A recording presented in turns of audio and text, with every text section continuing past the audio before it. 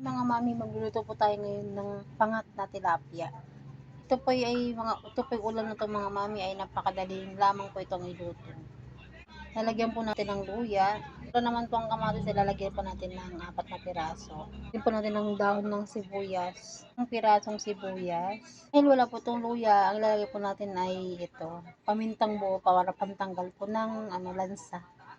Po mga mami, asin lang po ang inilagay ko. Huwag na natin lagyan ng suka kasi pangat po yan.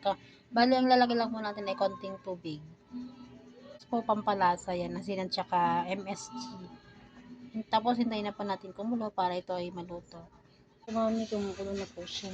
Bali, kulang pa siya ng luto, kaya takpan po natin ulit. Kain po lamang ang mga apoy mga mami para maluto po yung kamatis. Yan po. Malapit na po maluto. Bali, dudurugin lang po yung kamatis para po ito durog-durog. Para po magkalasa. Then, titikman po natin kung ano na po ang lasa. Yan, luto na po. Luto na po ang ating pangat na tilapia. Yan. Yummy, yummy. Thank you for watching.